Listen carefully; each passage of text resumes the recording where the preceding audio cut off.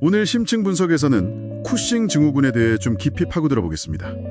이 복잡한 내분비 질환의 핵심 명쾌하게 풀어드리는 게 저희 목표입니다.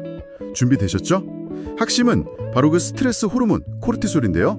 우리 몸이 이 코르티솔에 너무 오랫동안 너무 많이 노출되는 게 문제라는 거죠. 코르티솔 자체는 꼭 필요하지만 뭐든 과하면 탈이 나니까요. 네, 그렇습니다. 쿠싱 증후군이 흔한 병은 아니지만요. 이게 진단이나 치료가 늦어지면 심혈관 질환, 당뇨, 골다공증 같은 심각한 합병증으로 갈 수 있어서 주의가 필요합니다. 여기서 중요한 점. 코르티솔 과잉 상태를 그냥 넓게 부르는 쿠싱 증후군하고요. 그 원인 중 하나인 뇌하수체 종양 때문에 생기는 쿠싱병은 구분해야 합니다. 쿠싱 증후군이랑 쿠싱병 다른 거군요. 네, 원인을 알아야 제대로 접근할 수 있으니까요. 자, 그럼 그 원인부터 한번 파헤쳐보죠. 크게 외부 요인, 그러니까 외인성하고 우리 몸 내부 문제인 내인성으로 나눌 수 있다고 나와 있네요. 외인성이 압도적으로 흔하다고요? 바로 그 스테로이드 약물 때문이라고요? 네, 맞습니다. 관절염이나 천식, 심지어 중증 코로나19 치료에도 쓰는 중요한 약인데 이걸 오래 쓰면 쿠싱 증후군을 유발할 수 있다니 좀 아이러니하네요. 그쵸. 근데 그렇다고 마음대로 끊으면 절대 안 됩니다. 위험할 수 있군요. 네, 부신 기능이 확 떨어져서 위험할 수 있으니 반드시 의사 선생님하고 상의하면서 서서히 줄여야 하는 거죠. 그렇군요. 꼭 전문가와 상의해야겠네요. 그럼 내인성은요? 내인성 혼우는 우리 몸 안에서 코르티솔이 너무 많이 만들어지는 경우인데요. 첫째는 아까 말씀드린 쿠싱병입니다.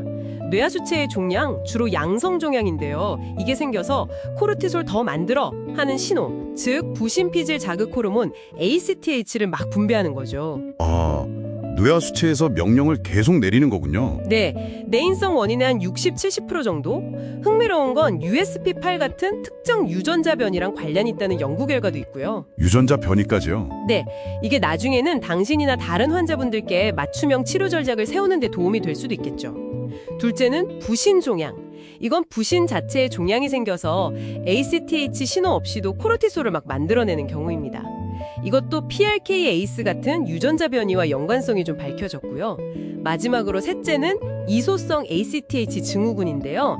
이름처럼 좀 엉뚱한 곳, 예를 들면 폐나 췌장 같은 다른 장기 종양이 ACTH를 분비하는 좀 드문 경우입니다. 폐나 췌장에서요? 네, 그래서 이 경우는 원인 종양을 찾아내기가 꽤 까다로울 수 있어요. 이야, 원인이 정말 다양하네요. 그럼 이제 몸이 보내는 신호, 증상들을 좀 살펴볼까요?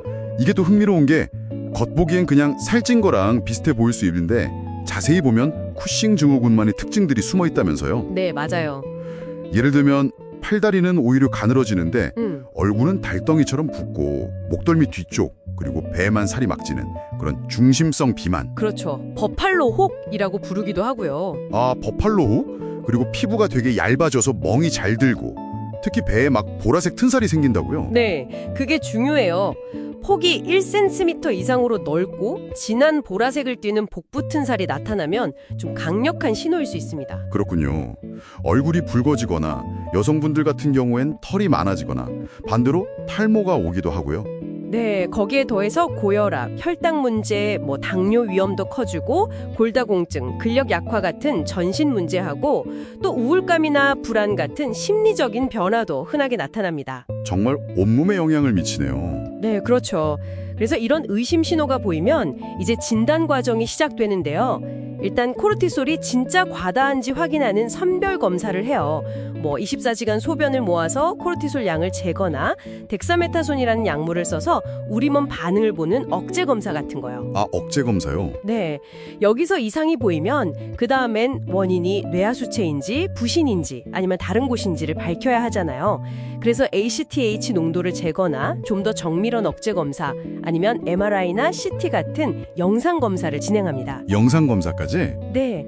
때로는 하주체 정맥동 체열이라고 해서 뇌하수체 근처 아주 작은 혈관에서 직접 피를 뽑아서 호르몬 수치를 비교하는 조금 더 복잡하지만 정밀한 검사가 필요할 수도 있어요. 그건 좀 어렵겠네요. 네, 좀 그렇죠. 근데 이게 중요한 게 비슷한 증상을 보이는 다른 병들이랑 구별하는 게 아주 중요하거든요. 자, 그럼 치료는 어떻게 하나요? 이것도 원인 따라 다르겠죠? 네, 완전히 다릅니다. 외인성, 그러니까 스테로이드 약물 때문이라면 아까 말씀드린 대로 의사 감독하에 약물을 조심스럽게 줄여나가는 게 치료의 거의 전부일 수도 있어요. 아, 약 조절이 핵심이군요. 네, 근데 내인성의 경우는 좀 더 적극적인 치료가 필요합니다. 대부분은 원인이 되는 종양을 제거하는 수술을 먼저 고려하죠. 수술이요? 네, 쿠싱병이라면 고통 코를 통해서 뇌하수체 종양을 제거하는 수술, 이걸 경접형동 접근법이라고 부르는데요. 이걸 하고요. 부신 종양이면 그 부신을 절제합니다. 특히 부신에 생긴 양성 종양, 선종은 수술로 완치될 확률이 매우 높아요. 완치율이 높군요. 다행이네요. 네, 이소성 ACTH 증후군도 마찬가지로 원인 종양을 찾아서 제거하는 게 목표고요. 혹시 수술이 좀 어렵거나 아니면 수술하고 나서도 문제가 남으면 어떡하죠?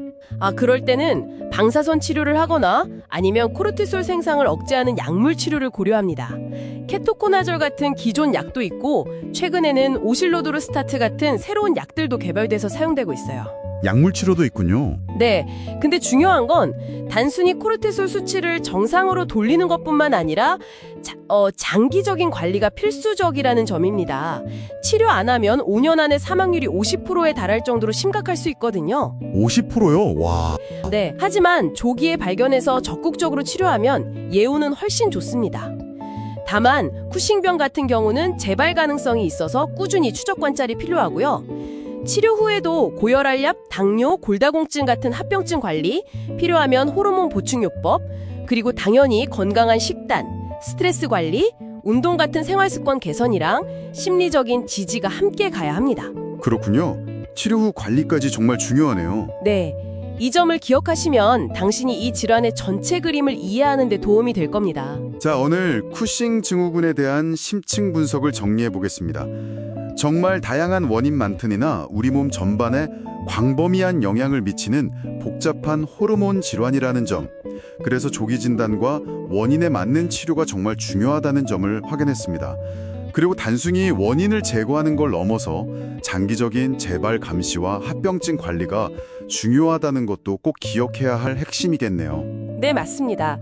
마지막으로 당신에게 생각해 볼 만한 질문 하나 던져볼게요. 코르티솔은 대표적인 스트레스 호르몬이잖아요? 네, 그렇죠. 그렇다면 쿠싱 증후군처럼 아주 극단적인 수준은 아니더라도 우리가 일상에서 겪는 만성적인 심리적 스트레스는 우리 몸에 미묘하지만 장기적으로 어떤 영향을 미치고 있을까요? 어쩌면 우리 마음과 몸의 그 연결고리에 대해서 한 번쯤 깊이 고민해 볼 필요가 있지 않을까 싶습니다.